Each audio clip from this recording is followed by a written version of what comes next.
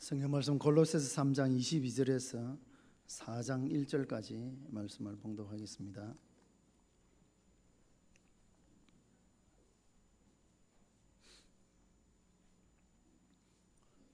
골로새서 3장 22절에서 4장 1절까지 말씀입니다. 저 봉독을 하겠습니다. 종들아 모든 일에 육신의 상전들에게 순종하되 사람을 기쁘게 하는 자와 같이 눈가림만 하지 말고 오직 주를 두려워하여 성실한 마음으로 하라. 무슨 일을 하든지 마음을 다하며 주께 하듯 하고 사람에게 하듯 하지 말라. 이는 기업의 상을 주께 받을 줄 아나니 너희는 주 그리스도를 섬기느니라. 불의를 행하는 자는 불의의 보응을 받으리니 주는 사람을 외모로 취하심이 없느니라. 상전들아 의와 공평을 종들에게 베풀지니 너희에게도 하늘에 상전이 계심을 알지어다. 아멘. 할렐루야. 찬양대 찬양하겠습니다.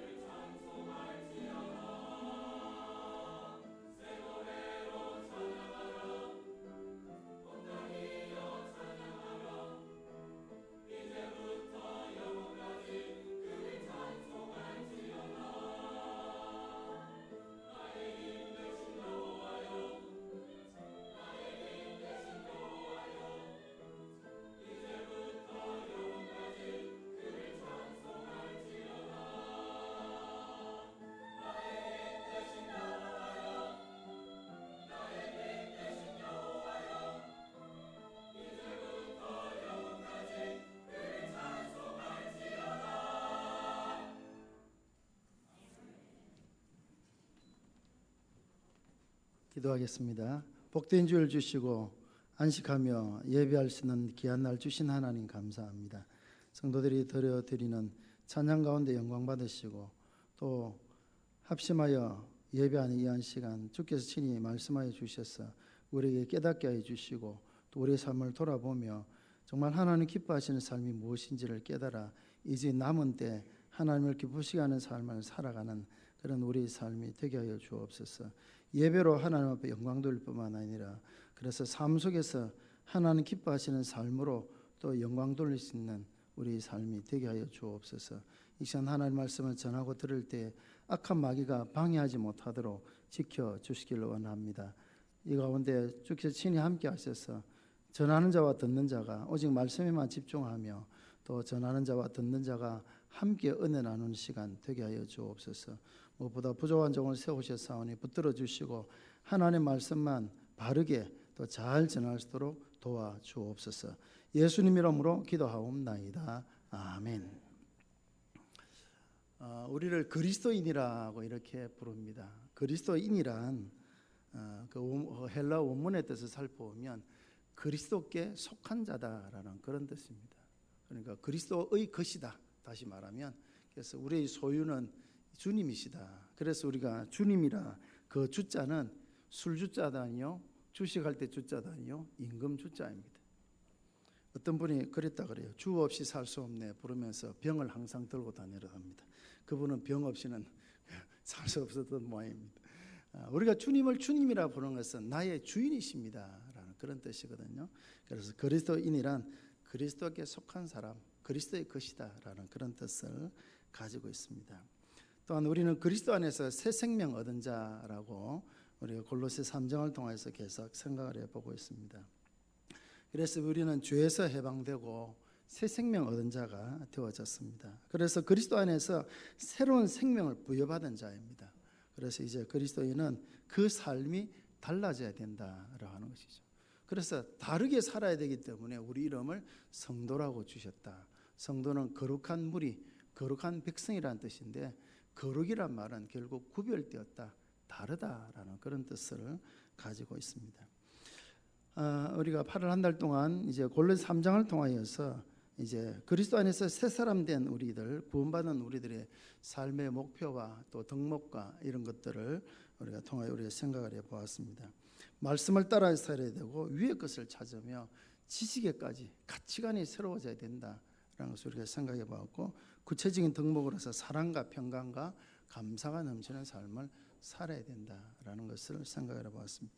그리고 그 구체적인 생활에 대하여서 지난주 18절부터 21절을 통하여서 성도의 가정생활에 대해서 우리가 생각해 보았고요. 오늘은 3장 22절부터 4장 1절까지를 통해서 성도의 사회생활, 가장 기본이 되어지는 상전과 종에 대한 관계를 통하여서 사회생활을 어떻게 해야 되는지에 대한 가르침, 그리고 이제 한 걸음 더 나아가서 4장 2절에서 4장 6절까지는 성도들이 교회 생활은 그럼 어떻게 해야 되는가, 이것은 다음 주에 우리가 생각을 해보도록 하겠습니다. 그리스도인은 그리스도께 속한 자이며 또 성도라는 이름으로 불립니다. 구별된 사람이라는 그런 뜻을 가지고 있다고 말씀을 드렸죠. 따라서 이제는 그리스도 안에서 생명을 얻고 성도라는 이름으로 불려지는 자들로서 우리의 삶이 달라져야 된다. 옛사람과 달라져야 되고 믿지 않는 자들과 다른 삶을 또한 살아가야 된다라고 하는 것입니다. 지난 시간 우리 성도들의 가정생활에 대해서 우리가 생각해 보았는데요. 오늘은 사회생활에 대해서 이제 살펴보려고 합니다. 사람은 사회적 동물이다 그렇게 말해요. 사실 동물이다 표현하기 좀 기분은 안 좋은데 사회적이라는 그 의미를 특별히 쓰고 있죠. 사회적, 사람은 혼자서는 살아갈 수 없다라는 뜻입니다. 사람을 뜻하는 한자가 인자지 않습니다. 사람 인자. 사람 인자는 짝대기 두 개를 서로 이렇게 맞춰 놓은 것입니다. 둘 중 하나만 없어도 넘어집니다. 그래서 사람은 혼자서는 설 수 없다 이런 뜻을 가지고 있고, 또 사람을 사람 인자로도 표현하기도 하지만 인간이라고도 표현하죠. 인간, 사이간자를 쓰지 않습니까? 결국 사람은 사람들 사이에서 살아갈 수밖에 없다라는 것입니다. 그래서 인간관계가 참 중요하죠. 바울은 당시에 가장 흔한 제도 중에 하나, 지금은 이제 이런 제도가 없습니다만 바울 시대 당시만 하더라도 흔한 제도 중에 하나가 노예 제도였습니다. 노예 제도를 이제 언급하면서 성도들의 사회생활, 즉 인간관계를 어떻게 해야 되는가 그 기준을 제시를 하고 있습니다. 노예 제도는 이미 구약 시대부터 왔던 그런 제도입니다. 노예가 되는 이제 이유는 첫째로는 전쟁에서 패하면 포로로 잡혀가서 노예가 되어지죠. 때로는 이방인이 노예가 될 수도 있고요. 때로는 이제 매매, 팔려서 노예가 되는 그런 경우가 있었습니다. 요셉이 형들에게 팔려서, 이스마엘 상인에게 팔려서 애굽에 가서 노예 종살이를 하게 되어졌죠. 그 다음에 스스로 노예가 되는 그런 경우가 있었습니다. 스스로 노예가 되는, 예를 들어서 노예가 이제 6년이 이제 노예 기간인데요. 그 6년이 지나고 안식년이 되어지면 다시 이제 풀려날 수 있는 그런 이제 제도가 있었죠. 그런데 이제 그 노예가 내가 풀려 나가본다. 나는 내 스스로 살아갈 능력이 없다. 그래서 난 이 집에 계속 종으로 남겠다. 그래서 자원하면 이제 그 집 문 기둥에다가 귀에 이제 못을 받고 이제 이 집의 종이 되겠다. 스스로 이제 노예가 되는 경우 있고요. 때로는 빌린 돈을 갚지 못해서 채무로 인하여서 노예가 되는 그런 경우도 있었습니다. 앞에 말씀드린 안식년이 되어지면 7년째가 되어지면 풀려나는 것, 그래서 스스로 노예가 되려고 이렇게 하기도 했습니다만, 그러나 안식년 7번 지나는 이제 50년째가 되어지는 때를 희년이라 그러는데, 희년이 되어지면 모든 노예가 다 자유인으로 석방이 되어졌다고 합니다. 그 당시 노예는 주인의 소유, 재산에 이렇게 해당되어졌기 때문에 사고 팔기도 했고 빌려주기도 하고 또 서로 교환하기도 하고 또 이 상품화할 수 있는 것이었고요. 또 상속할 수 있는 그런 재산으로 이렇게 알려졌습니다. 예수님께서 가룟 유다에게 이끌려온 이제 군병들에게 잡히시려 했던 그때에 베드로가 칼을 들고 대제사장이 조금 말고의 길을 쳤지 않습니까? 예수님께서 베드로를 야단치면서 금으로 일어서는 자 결국 금으로 망한다 하면서 그 말고의 길을 고쳐주셨죠. 예수님은 정말 종까지도 사랑하시는가 보다. 물론 예수님께서 사랑하시는 분이죠. 왜 예수님께서 베드로에 대해서 이만큼 엄하게 하셨는가 하면, 물론 사람을 함부로 해서 안 된다는 것도 그 가운데 있습니다만, 또 하나의 이유는 무엇인가 하면, 만약에 베드로가 대제사장의 종의 그런 길을 상처를 입혀서 불구가 되어졌다 그러면은 어떻게 되는가 하면, 결국 그 대제사장의 종은 대제사장의 재산이잖아요. 재산. 사람을 떠나 재산으로 취급이 되어졌습니다. 그러니까 재산에 흠집을 냈기 때문에 손해를 끼쳤다는 거죠. 그런 대제사장에 대한 모독이다라고 이렇게 보는 거죠. 그렇기 때문에 그렇게 되어져서 예수님이 십자가를 지셨다면, 죄 없었어야 우리의 죄를 지실 수 있는데, 그럼 그 죄 때문에 결국 십자가를 졌다면 예수는 우리의 구원자가 될 수 없는 것입니다. 그래서 예수님은 그 대제사장의 종을 길을 고쳐주셨는데, 그만큼 제가 지금 말씀드리는 것은 그만큼 노예는 하나 어떤 사람 인격으로 다뤄진 것이 아니고 하나의 재산으로만 다뤄졌던 때가 그 당시였습니다. 그래서 신약 시대에도 이제 노예 제도가 이렇게 이제 계속 이어져 왔는데요. 공개된 경매장에서 이렇게 경매를 통해서 팔리기도 했고요. 동양인이 서양인 노예보다는 더 비싼 값에 팔렸고요. 나중에는 흑인 노예도 생겨나게 되어졌습니다. 신약에는 이제 노예 기간이 이제 길어진다고 하면 이제 희년이 되면 해방되어지는 때가 있었지 않습니까? 그러면 이제 자유인의 권리를 얻는 공민권을 이제 취득하는 이제 그래서 자유인이 되기도 이렇게 했습니다. 초대교회 시대에도 초대교회 시대지만 교회 안에도 역시 노예가 있었습니다. 왜냐하면 그것이 그 당시에 흔히 있었던 제도였기 때문에 이제 있는데요. 그런데 이제 교회는 노예에 대해서 상당히 호의적인 그런 반응을 보였습니다. 세상 사람들은 노예를 재산 취급했지만, 그러나 교회 안에서는 종들에 대하여서도 그들의 인격을 존중해주고 하는 이제 그런 모습이죠. 그래서 바울은 빌레몬서 1장 16절, 이 골로새서가 이 빌레몬에 있는 교회, 빌레몬에게 이 볼리스 교회가 그 빌레몬의 집에 있었거든요. 보냈는데 이 빌레몬서에 보면 그 빌레몬의 집에 노예로 있다가 탈출한 노예가 있어요. 오네시모라는 노예가 있었죠. 그런데 이 오네시모가 이제 와서 바울에게 복음을 듣고 회심을 했습니다. 거듭나게 되죠. 자기 잘못을 깨닫고. 그래서 바울은 이 오네시모를 다시 빌레몬에게 돌려보내면서 그리스도 사랑으로 용서하고 받아주어라. 회개했기 때문에 받아주어라고 요청하는 것이 빌레몬서입니다. 그러니까 이 노예이지만 그가 진정으로 회개할 때는 형제로 이렇게 받아들여 달라라고 요청하는 것이죠. 바울 사도는 고린도전서와 갈라디아서에서 그렇게 말하고 있습니다. 유대인이나 헬라인이나 남자나 여자나 한 성령 안에서 다 하나다, 같단 말이죠. 이방인 유대인은 구별이 없는 것처럼 종이나 자유자나 구별이 없고, 갈라디아서는 남자와 여자도 구별이 없다. 한 그리스도 안에서 다 하나다. 고린도전서에서는 한 성령 안에서라고 되어 있고, 갈라디아서는 한 그리스도 예수 안에서 하나다는 것을 강조하죠.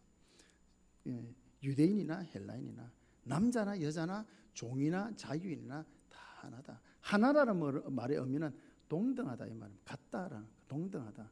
하나님 앞에서 같은 인격체다는 것을 강조를 하고 있습니다. 그래서 에베소 6장 9절에는 노예를 혹삭시켜서는 안 되고 평등과 공평으로 대우하라고 이렇게 명령을 하고 있죠. 고린도전서 7장 21절에 가서 보면 바울 사도는 네가 종으로 있을 때 부르심을 받았느냐 염려하지 말라. 그러나 네가 자유롭게 될 수 있거든 그것을 이용하라고 하면서 종이 노예가 자유롭게 될 기회가 있으면 그 자유 기회를 놓치지 말고 바로 자유인이 되라고 노예의 그런 인권에 대해서도 바울은 중요한 그런 관심을 가지고 있음을 보게 되어집니다. 노예 제도는 신약 시대 당시 사회에 있어서 뿌리 깊고 구약 시대부터 왔으니까 또 보편화되어 있는 제도였습니다. 그래서 중상층 이상이라고 하면 누구나 집에 종을 한두 사람 정도는 다 거느리고 있을 그런 상황이었습니다. 그러므로 종과 주인의 관계에서 적지 않은 이제 문제들이 생겨나기도 했습니다만은 또 어떤 경우에 이제 종과 주인이 같이 예수 믿고 이제 그리스도인이 된 이제 그런 경우가 있겠죠. 그럴 때 같은 성도로서 종과 주인의 관계가 애매하고 모호해지게 되어질 수도 있었습니다. 왜냐하면 교회 오면 초대교회 보면 다 형제들이라고 부르지 않습니까? 형제, 자매들 이렇게 부르니까 종이고 주인이지만 교회 오는 같은 형제로 이렇게 대우를 하니까 참 애매한 거죠. 이렇게 애매한. 그래서 어떤 종들은 이제 뭐 그리스도 안에 하나니까라고 하면서 적당하게 하려고 하고 하는 이제 그런 모습들도 물론 있었겠죠. 뭐 같이 예수 믿는 사람이니까 이 정도는 봐주겠지라고 하는 이제 그런 것들이 있었겠죠. 물론 궁극적으로는 노예 제도가 없어져야 되지만 그렇다고 해서 오래 전부터 내려오고 보편화된 그 제도를 갑자기 없애기는 어려웠던 그런 상황이죠. 지금 현대도 그렇지 않습니까? 노예 제도는 없어졌습니다만은 사회 구석구석에 상하의 관계가 엄연하게 존재하고 있지 않습니까? 내가 다른 사람의 상전이기도 하지만 다른 사람의 종으로서 내가 일을 하기도 하죠. 주종 관계가 분명히 있지 않습니까? 그런 것들. 그래서 사회 그런 이런 사회 구조 속에서 인간관계는 늘 상하 관계가 존재할 수밖에 없습니다. 직장에서 어떤 상하 관계, 학교에서도 뭐 스승과 제자 사이가 어떻게 보면 또 상하 관계라고도 이렇게 볼 수가 있겠죠. 또 어떤 학교에서는 그렇더라고요. 1학년의 상전이 2학년이 돼가지고 감히 얼굴도 못 쳐다보는 그런 데도 있고요. 그런 이제 것들이 존재하고 있죠. 이런 것들을 보면 그래서 단지 이런 어떤 종과 노예, 종과 성전, 종이 없는데 노예가 없는데 무슨 이것이 우리에게 뭐 문제가 되느냐라고 할 수 있지만 그러나 이것이 지금도 그대로 그 모습들이 이루어진다고 볼 때 그 당시에 가장 보편화되어지는 이런 것들을 통하여서 인간관계, 사회생활을 어떻게 해야 되는가에 대하여서 바울은 가르치고 있는 것입니다. 먼저 종의 입장에 대하여서 이제 가르치고 있는데요. 3장 22절에서 25절까지는 종들아라고 하면서 종에 대하여서 노예들에 대하여서 가르치고 있죠. 그래서 섬김에 있어서 대충 해서는 안 된다는 거죠. 눈가림만 하지 말고 성실함으로 해라. 그리고 마음을 다하여 해라. 23절은 그렇게 말하죠. 종들에게 그렇게 당부하고 있습니다. 적당하게 대충 하지 말라는 것이죠. 앞에 말씀드린 것처럼 종 뭐 나도 믿고 뭐 주인도 믿으니까 뭐 이해하겠지. 오늘 교회 일이 있으니까 내가 좀 가야 되겠습니다. 직장 팽개치고 가고 하는 그런 일을 함부로 하지 말라는 거죠. 맡겨진 일에 성실하게 또 마음을 다해서 그것이 나에게 주어진 일이라면 최선을 다하라는 거죠. 눈가림식으로 하지 말라는 거죠. 최선을 다하라는 것이죠. 주인을 섬김에 있어서 불의와 부정을 해서는 안 되고요. 또 반드시 성실한 마음으로 또 마음을 다해 최선을 다하는 그런 것이어야 된다. 거기에 대해서도 하나님은 반드시 상을 주신다. 24절로 이는 기업의 상을 주께 받을 줄 아나니. 주인은 사람이지만 하나님께 그 모습을 다 보시고 하나님께서 상을 주신다는 거죠. 그러나 불의를 행하는 자들에게는 불의의 보응을 하나님께서 주신다는 거예요. 그래서 하나님 앞에서 성실하고 정직함으로 그 일을 잘해야 된다는 것이죠. 성실함이 참 중요하죠. 성실한 마음으로 일을 해야 됩니다. 실력이 있는 사람이 있고 성실한 사람이 있다. 여러분 누구를 쓰시겠습니까? 물론 실력이 있고 성실하면 뭐 더 이상 바랄 것이 없겠죠. 그러나 실력이 정말 있어요. 뭐 맡기면 금방 뚝딱도 해치워요. 근데 성실하지를 못해요. 하고 싶으면 하고 하기 싫으면 안 하고 그런 사람이 있어요. 맡기겠습니까? 왜 못 맡깁니까? 실력은 있어도 믿을 수가 없는 거죠. 도대체. 그러나 실력은 조금 모자라더라도 성실하게 그 일을 합니다. 어쨌든 성실하게 그 일을 하려고 노력합니다. 그런 사람이 믿음이 가지 않습니까? 실력은 좀 모자라지만 성실하기 때문에 모든 것을 맡길 수가 있는 것이죠. 실력이 또 있고 성실하면 죄일이죠. 우리 성도들은 그래야 됩니다. 실력도 있어야 되고 성실하기도 해야 돼요. 실력이 좀 모자란다면 그래도 성실함은 우리에게 있어야 돼. 성실함. 아, 역시 믿는 사람이 다르구나. 역시 믿는 사람 다르구나. 아, 똑똑하다. 잘한다. 물론 그런 칭찬 노대가 바라면 좋겠지만 다 실력이 있고 똑똑한 것은 아니지 않습니까?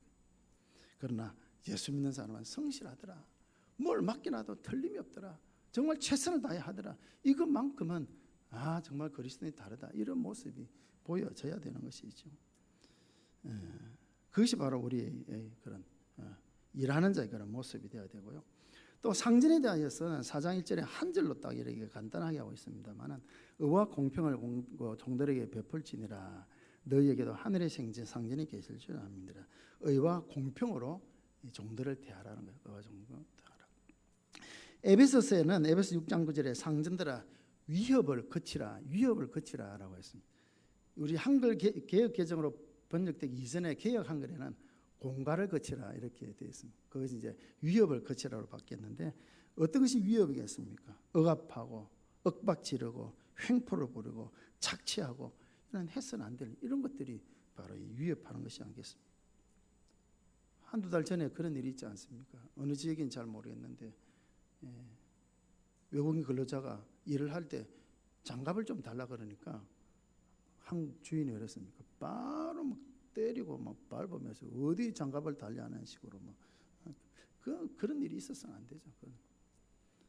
그런 사람이 어떤 임금을 제대로 주겠습니까? 그런 모습 보면 다 알 수가 있죠. 그렇게 해서는 안 된다는 것이죠. 의와 공평을 베풀라. 의라고 하는 것은 평등의 정신, 평등. 비록 일은 내가 주인이고 저 사람이 종으로 나보다 낮은 위치에 있지만 하나다. 앞에서 말씀드렸지 않습니까? 유대인이나 헬라인이나 남자나 여자나 종이나 자유잖아. 한 성령 안에서 한 그리스도 예수 안에서 하나다. 동등하다. 그게 의. 하나님 의입니다. 그게 하나님. 그렇기 때문에 평등의 정신을 가지고 대해야 된다는 것이고 공평은 무엇인가 하면 그 평등이 행동으로 나타나는 것이 공평입니다. 공평. 마음은 같다라고 하면서도 차별 대화하고 불이익을 준다면 그건 공평이 아니죠. 공평한 것은 그 평등의 정신을 행동으로 나타내는 것이 공평이 되어집니다. 그래서 그 주인에게 있어서도 종들을 그냥 재산 취급하고 내 소유물이니까 내 마음대로 한다. 그렇게 해서는 안 된다는 것이죠. 그러니까 공통적인 것이 무엇입니까? 종들에게나 상전들에게나 공통적 머리가 두 가지를 찾을 수 있는데요. 첫째는 무엇인가 하면 서로를 존중하라. 지난주에 말씀드린 가족관계도 역시 마찬가지죠. 서로를 존중하라는 거죠. 남편은 아내를, 아내는 남편을, 부모는 자녀를, 자녀는 부모를 서로 존중하는 것이 행복한 가정생활의 모습입니다. 마찬가지 사회에서 인간관계는 역시 마찬가지라는 것이죠. 서로를 존중함이 있어야 된다. 종은 상전을, 상전은 종을 서로 존중해야 된다. 서로 존중해야 된다. 종이라고 해서 함부로 협박하고 억박지는 것도 잘못된 것이고 믿는 주인이라고 해서 적당하게 대충 하려고 하는 그것도 잘못됐다는 거예요. 종은 상전으로서 존중하고 또 상전은 종을 비록 나에 와서 일을 하고 있지만 똑같은 인격, 똑같은 하나님 앞에서 구원받은 자라는 것을 기억하면서 똑같이 대해야 된다. 그런 서로 존중함이 있어야 된다라고 하는 것입니다. 성경은 노예제도 전체에 대하여서 부정을 하고 있지는 않습니다. 만약 그렇게 한다고 하면 지금도 다 자영업을 해야 되지 회사 가서 일하면 안 되죠. 어디 보면 돈을 받고 일하기로 된 계약된 종과 같은 입장이니까 그렇게 해서는 안 되죠. 그러면 아무것도 안 되는 거죠. 다 자기가 일해서 자기가 먹고 살아야 된다면 옛날 원시 시대처럼 그렇게 한다면 아무도 살 수 없지 않습니까? 다 계약에 의해서 돈을 받고 같이 일을 하고 물론 노예 그 당시에 노예와 종과는 다르겠지만 그런 기본 개념은 있는 것이죠. 그래서 전체적으로 부정을 하고 있지 않습니다만은 그러나 노예라도 그들의 인격을 존중하라는 것을 강조하고 있습니다. 이것이 신약에 맺는 것이 아니고 구약에도 역시 마찬가지인 것을 보게 되어집니다. 서로 존중함이 필요하죠. 서로 존중함이 참 중요합니다. 서로 존중을 하기 위해서는 서로 이해하고 또 배려함이 필요한 것이죠. 서로 이해를 하고. 그래서 참 종은 주인의 입장에서 한번 생각해보고 또 주인은 종의 입장에서 한번 생각해보고 이런 어려움이 있겠구나. 또 참 주인은 주인으로서 이런 어려움이 있겠구나. 그럼 거기 배려를 해주는 거죠. 그게 참 필요하죠. 뉴스에 또 나왔더라고 보니까 조선업계가 계속 마이너스를 하고 있는데 데모를 한답니다. 임금만 올려달라고. 물론 힘들겠죠. 경제적으로 힘들겠지만 회사가 지금 적자가 나고 있는데 거기 임금 올려달라고 데모한다는 건 전혀 이거는 말도 안 되는 거죠. 같이 그러면 참 이 회사를 경영한 사람들이 얼마나 힘들겠나. 그럼 우리가 거기 동참하겠다. 만약 그러다가 회사가 없어져 버리면 어떻게 되겠습니까? 그래서 나도 우리도 좀 희생을 감수하겠다. 그게 정말 이해하고 배려하고 존중하는 것이 되지 않습니까? 그런데 존중이라는 말을 엉터리로 바꿔 쓰고 있는 거예요. 바꿔서 귀족 노조라는 말들이 나오고 있지 않습니까? 물론 저는 뭐 노조 알아보면 잘 모릅니다만 억대 연봉을 받는 사람이 임금도 올려달라고 데모한다는 건 있을 수 없는 그런 이야기지 않습니까? 이런 것들은 서로 이해와 배려가 안 되는 거죠. 그러니까 사회생활 복잡해지고 분란이 일어나게 되어지는 것이죠. 서로 이해하고 존중해주라 하니까 상전만 종을 이해해주라는 뜻이 아닙니다. 종도 역시 상전에 대해서 이해해주라. 그들도 입장이 있다는 거예요. 그러면 인간관계 얼마나 아름답고 정말 살맛나는 그런 사회가 되겠습니다. 그것이 이 바울이 말하는 그런 이제 사회생활, 인간관계의 모습인 것을 우리가 보게 되어집니다. 그다음 두 번째 중요한 것이 있습니다. 두 번째 공통점이 있는데 종에게나 상전에게나 동등하게 나오는 말씀이 있습니다. 22절부터 25절까지 나오는 거기 말씀에 계속 반복되는 게 뭐겠습니까? 주를 두려워하며 그 다음에 죽게 하듯 하고 주 그리스도를 섬긴다. 주는 사람을 외모로 취하심이 없다. 계속 강조되는 것이 주님이 나옵니다. 그리고 상전에게도 역시 마찬가지로 그렇게 나오죠. 너희에게도 하늘의 상전이 계심을 알지어다. 종이든 상전이든 기억해야 될 것은 주님이 계신다. 우리의 참된 주님이 계신다는 것을 기억해야 된다라고 하는 것입니다. 인간은 사회적 동물이기 때문에 사회적 구조 속에서 이제 상전과 종의 위치가 있을 수 있겠죠.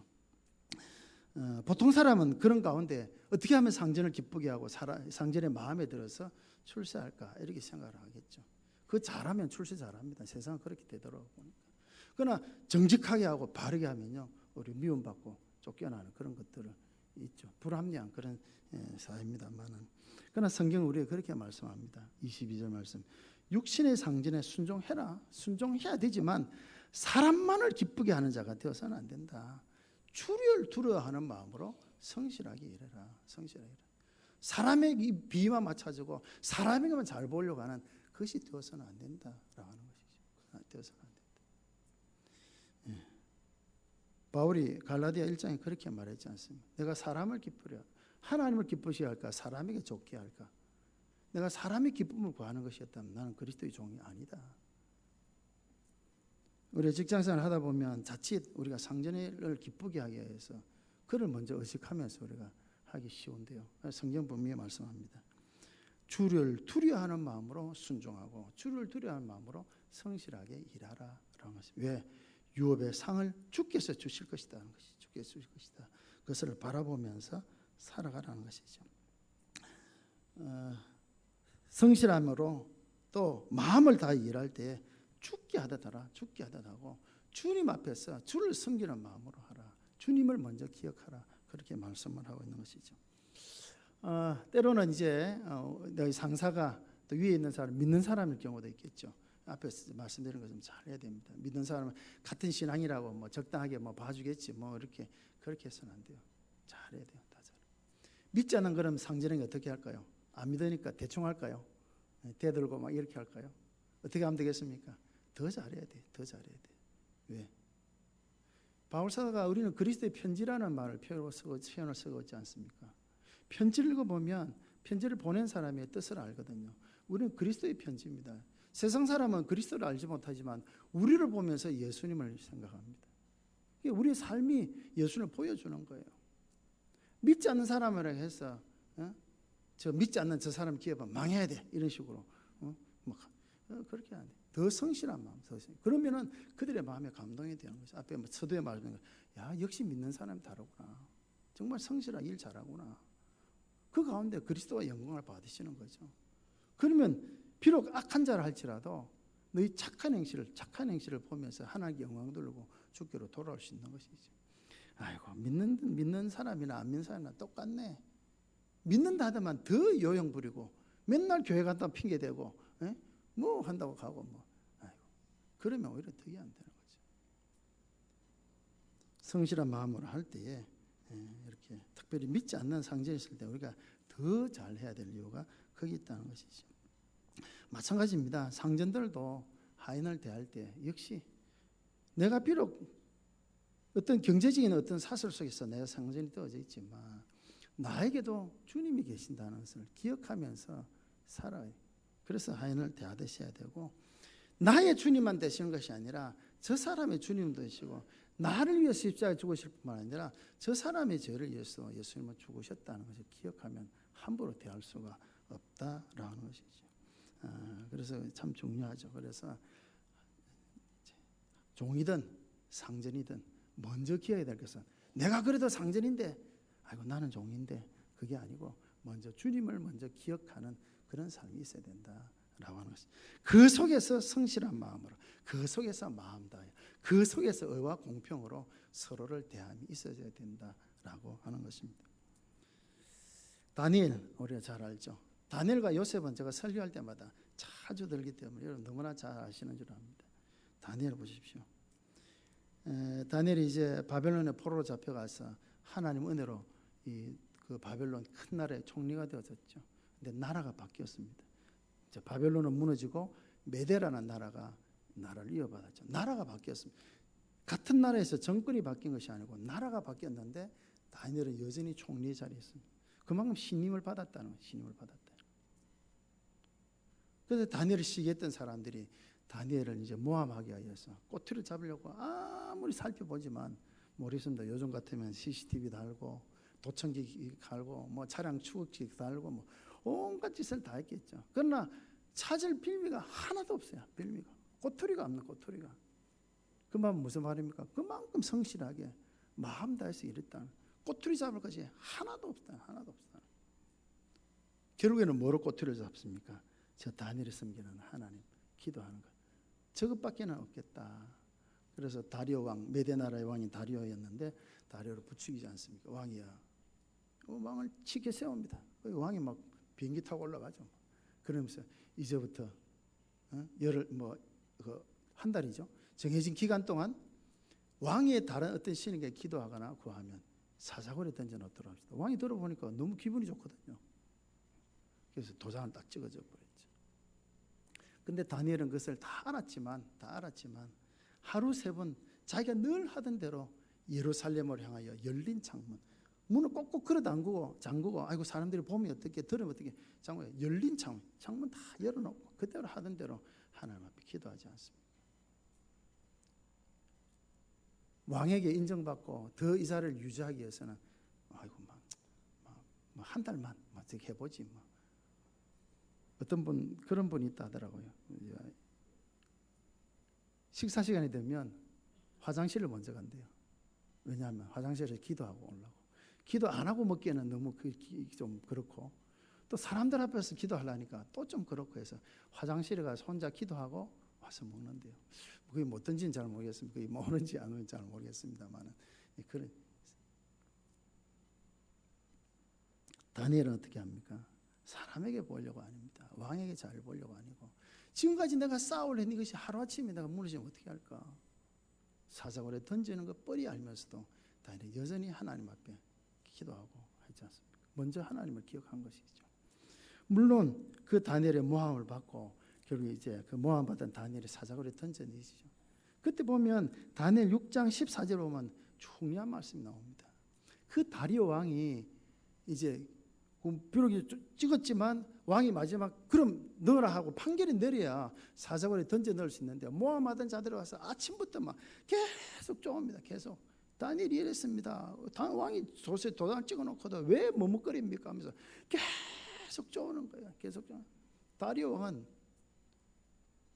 다니엘에 대해서 너무 잘 아니까 허락을 할 수가 없는 거예요. 그래서 막 미루는 거예요. 미루고서 그래서 하루해가 질 때까지 미뤘다고 그렇게 나와 있어요. 근데 할 수 없이 이제 허락을 할 수밖에. 왜 자기 조서에 자기가 도장을 찍었으니까 그래서 허락을 하죠. 그래서 다니엘을 정말 위로하고 하면서 결국 보내죠. 그리고 하루가 지난 뒤에 다리 왕이 사적을 찾아가지 않습니까? 다니엘아,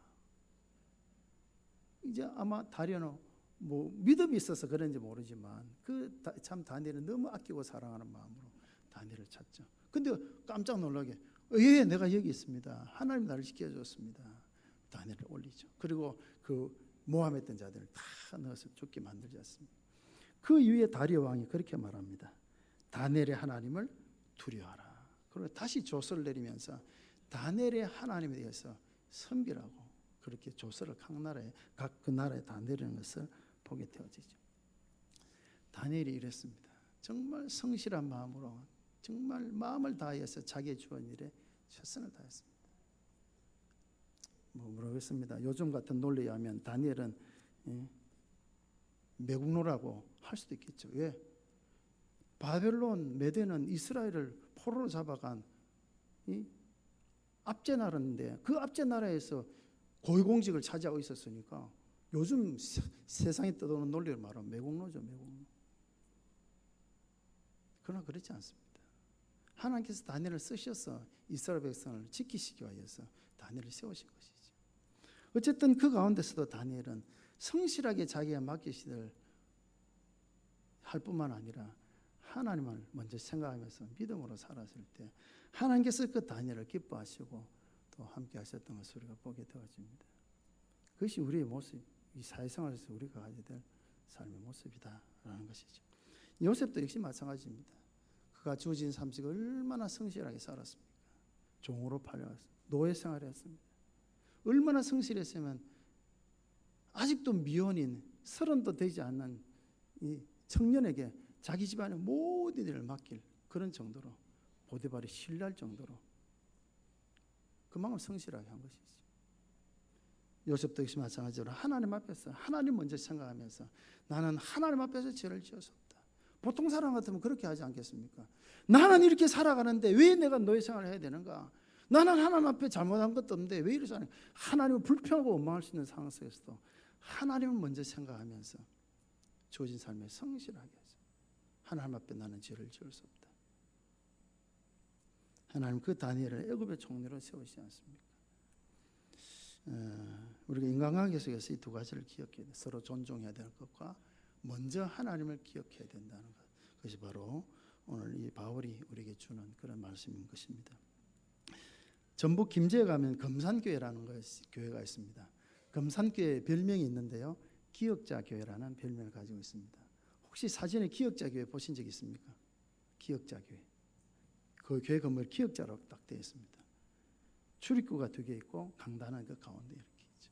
그렇게 한 이유는 무엇인가 하면 그 당시에 교회 안에 이제 남자 여자 같이 있는 건 이제 옳지 않다라고 해가지고 남자 성도가 들어가는 문, 여자 성도가 들어가는 문이 따로 있고 강단은 가운데 있고 강단에서 양쪽이 보이지만 서로 이렇게 남반이 여반이 남반을 못 보도록 이렇게 해놓은 이제 그런 교회입니다. 기역자 교회인데 지금 이제 이 금산 그 교회가 전라북도 문화재 136호로 지정이 되어 있다 하는데요. 정말 특이한 이제 그런 형태죠. 그래서 하나의 그런 문화재적인 가치가 있다라고 해서 이제 그렇게 되어 있는데요. 그 교회를 세운 분이 조덕삼이라는 분입니다. 이 사람 상당히 부자였고 또 덕망이 있는 또 부자지만 또 많은 사람들로 존경을 받는 그런 분이 조덕삼이라는 분이었습니다. 테이트라는 선교사가 이렇게 이 김제 여하 마을에 오면 이제 머물곤 했는데 이제 이 조덕삼이라는 이분이 이제 집이 부유하고 하니까 이제 자주 이제 그 집에서 숙박을 하고 이렇게 했답니다. 그런 가운데 이제 낯선 외국인이 이제 복음을 전하고 이렇게 하니까 조덕삼 씨가 이제 물어본 거죠. 당신은 외국인으로서 왜 이렇게 힘들고 어려운 이 조선 땅에 왔습니까? 라고 물어보니까 그렇게 말하죠. 하나님의 특별한 사랑 때문에 내가 왔습니다. 라고 하면서 이제 자주 이제 밤을 샜으니까 이제 만날 때마다 이제 그런 이야기를 하고 복음을 들려주었죠. 그 당시에 보수적인 유교 사상에 투철했던 이 조덕삼이라는 이분은 이제 복음을 들으면서 이제 그 마음이 이제 바뀌게 되어졌고 이제는 그 테이트 선교사가 머물고만 갔지만 나중에 자기 집을 교회로 이렇게 내어주게 된 거죠. 그래서 조덕삼이라는 분의 집에 교회가 생겨난 겁니다. 그래서 그걸 통해서 이제 나중에 이제 그 조덕 삼씨는 자기 재산을 이렇게 자비를 틀어가지고 교회를 세웠죠. 거기 이제 교회 건물을 지었는데 그것이 이제 기억자 교회고요. 나중에는 또 자비를 들여서 유광학교라는 이제 학교를 만들어서 이제 후배를 양성하고 하는 이제 그런 일들, 이제 만세 운동을 하고 하는 그런 일에 또 중심지가 되게 된 그런 일을 한 분이 조덕삼이란 이런 분입니다. 이 조덕삼이라는 이 분의 집에 머슴이면서 마부를 일했던 이자익이라는 사람이 있었습니다. 이 사람 원래 고향이 김해였는데 남해였는데 이제 먹을 것이 없으니까 이제 그래도 전라도 지역은 곡창지대가 많으니까 결국 먹을 것을 찾아서 이제 전라도로 넘어가게 되어져서 이 조덕삼이라는 분이 이제 집에 이르게 되어졌죠. 너무 이제 형색이 이제 몰골이 그렇고 너무 불쌍해 보여서 이제 이 조덕삼 씨가 이제 이자익이라는 사람을 받아들여 줬습니다. 그리고 머슴으로 또 특별히 마부로서 이제 그 일을 하게 되어졌는데 이 이자익이라는 사람이 정말 성실하게 그 일을 열심으로 성실하게 그 일을 꾀를 부리지도 않고 정말 성실하게 열심히 잘하니까 조덕삼 씨 볼 때 너무너무 마음이 흐뭇하고 또 이자익이라는 사람은 자기를 받아준 그 분이 너무너무 고맙고 그렇죠. 받아주지 않았다면 저는 굶어 죽을 수 있으니까 너무너무 감사하는 마음으로 더 성실하게 열심으로 일을 잘했죠. 그런 가운데 이제 이 이자익이라는 사람도 이제 예수 믿게 되었고 주인이 그런 참 그 생활이 너무 아름다우니까 감동을 받고 예수 믿게 되었고 그래서 이 조덕삼과 또 이자익 두 사람이 다 철저하게 독실한 정말 믿는 사람이 되어졌죠. 지금은 없어졌습니다만 과거에 영수라는 제도가 있었습니다. 영수는 교회 행정과 설교를 담당했던. 왜냐하면 선교사님들이나 그 당시 목회자가 부족했기 때문에 다 모든 교회를 다 설교할 수 없었기 때문에 행정과 또 이런 설교를 맡기기 위해서 영수라는 이제 세웠어요. 영수. 근데 장로가 아니기 때문에 치리권은 없죠. 그래서 교회 어떤 행정은 하지만 또 설교는 하지만 이제 그런 이제 영수라는 게 있는데 이 두 사람이 다 영수가 되어졌어요. 조덕삼 또 이렇게 또 이자익 두 사람이 다 영수가 되는데 영수는 아마 투표를 안 하고 그냥 선교사 임명해서 세워놓은 것 같습니다. 그래서 두 사람 다 이렇게 했는데 그런 가운데에 이제 그 금산교회에서 이제 장로를 세우게 되어졌습니다. 장로를 한 사람을 뽑아야 되는데 후보가 두 사람이 나온 거죠. 누구겠습니까? 조덕삼이란 분과 이자익 두 분이 나왔죠. 주인과 머슴이 이제 후보가 된 거예요. 많은 사람이 생각에는 저 조덕삼 씨의 인품이나 그 하는 일을 볼 때 또 주인이기 때문에 당연히 뭐 이자익도 언젠가는 되겠지만 지금은 조덕삼 씨 돼야 된다. 누구나 다 그렇게 생각하고 그렇게 되리라 생각을 했는데 마침 하고 난 뒤에 투표를 하고 난 뒤에 이제 결과를 보니까 뒤집어진 거죠. 조덕삼 씨가 된 것이 아니고 이자익 영수가 장로로 된 거예요. 모두가 충격을 받은 거죠. 물론 이제 많은 사람이 투표를 했기 때문에 그랬지만 자기도 그렇게 투표를 했으면서도 결과가 그렇게 될지는 다 깜짝 놀란 거예요. 그러면 좀 더 이제 이자익을 바라보기보다는 조덕삼 씨를 바라보는 거죠. 그렇게 했습니까? 상황이. 그렇죠. 그런데 그때 조덕삼 영수에게서 이런 이제 말이 나왔습니다. 정말 놀라운 인사말이 나오는데 이런 말이죠. 제가 그대로 읽어드리겠습니다. 우리 금산교회 성도님들은 참으로 훌륭한 일을 했습니다. 저희 집에서 일하는 이자익 영수는 저보다 신앙의 열의가 훨씬 높습니다. 그를 장로로 뽑아주셔서 참으로 감사합니다 라고 했다. 공석상에서 그렇게 말하고 말만 그렇게 한 것이 아니라 정말 이 조덕삼 영수는 그 장로는 치리권 가지고 있으니까 그 이자익 장로를 정말 장로로서 정말 깍듯이 이렇게 존중을 했답니다. 그럼 이자익이 어떻게 했습니까? 그래 내가 장로인데 집에 가서 어떻게 했겠습니까? 집에 가서는 정반대. 정말 이자익이 그보다 더 성실하게 전보다 더 열심으로 참 주인을 위해서 정말 분골쇄신하는 마음으로 잘 섬겼다고 합니다. 3년 뒤에 이제 조덕삼 영수도 결국 이제 다시 장로가 되어졌죠. 장로가 되어졌는데 그런 가운데에 이제 이자익이라는 사람이 이제 어려워서 이제 와서 머슴살인하지만 참 똑똑했다고 합니다. 똑똑했는데 어깨너머로 이렇게 그 조덕삼 씨 아들이 조영호라는 분이 있었는데 이분도 나중에 장로가 되고 그 다음에 그 이제 손자가 조세형인데 3대가 장로가 된 조덕삼, 조영호, 조세형 이렇게 되는데요. 3대가 장로가 된 집안인데 조영호 아들을 또 참 신앙이 그 아버지가 훌륭하니까 다 훌륭하죠. 훌륭한 분이고 그래서 이제 천자문을 이렇게 가르치는데 그 지사이가 이제 그 들어가지도 못하죠. 무슨 들어가지 못하는데 어깨너머로 들리는 소리만 듣고도 천자문을 뗄 정도로 정말 똑똑한 것을 알고는 이제 그 조영호를 아들을 이렇게 공부를 시키면서 이덕삼에게도 학자금을 주어서 공부를 시키고 신학교까지 보내가지고 결국 그 이삭이라는 사람이 목사가 되어졌습니다. 그래서 그 교단에서 우리 교단은 아닌데요. 그 교단에서 총회장을 3번을 할 정도로 정말 훌륭한 그런 목회 역할을 잘한 분인데요. 그런데 이제 이 금산교회 2대 목사로 누가 왔는가 하면 이삭이라는 분이 왔어요. 그 이삭 목사를 금산교회에 모시는데 청빙에 오는데 가장 주도적인 분이 누구였습니까? 조덕산 장로님 나서서 그분을 모셔와가지고 이제는 어떻게 합니까? 장로며 당회장 목사님을 장로로서 당회장을 정말 깍듯이 모시고 정말 그렇게 잘했던 그 모습을 보고 그 아들 조영호 장로도 또 손자 조세형. 조영호 장로는 이제 애국지사가 되어서 독립운동하는 데 앞장섰고요. 그다음 조세형 씨는 국회의원이 되어져서 그렇겠죠. 후에 이제 조덕삼 장로의 손자인 조세형 장로와 이자익 목사의 손자인 이규환 장로, 이분은 고분학 박사인데요. 그분이 우연히 만날 기회가 있었답니다. 그때 이 이자익 목사의 손자인 이규 교수가 그 조덕삼 장로의 손자인 그 조세형 장로에 그렇게 말했답니다. 옛날에 우리 할아버지께서 정말 좋은 주인을 만났습니다. 만약 우리 할아버지가 그 조덕삼 장로님을 만나지 않았다면은 지금 저희들도 없을 것이고 우리 할아버지도 안 계실 것입니다 하면서 정중하게 그 조세형 장로에게 인사를 했다고 합니다. 깍듯하게. 그렇게 해야 될 이유는 없죠. 그러나 그대로 이어져 오고 있죠. 그런 마음으로. 그래서 이제 이 김제교회가 단지 기역자 교회로만 그렇게 알려지고 많은 사람들이 찾는다고 하면 많은 기독교인들이 금산 교회 가가지고 기역자 교회 모습을 보지만 그것보다도 단지 그 건물보다도 그 교회가 정말 이렇게 주 안에서 정말 주인과 종이 정말 또 교회를 섬김에 있어서도 정말 모범됐던 그런 것을 듣기 위해서 많은 사람이 지금도 찾고 있다고 합니다. 오늘 말씀이 바로 그런 것들을 우리에게 보여주지 않는가라고 생각을 합니다.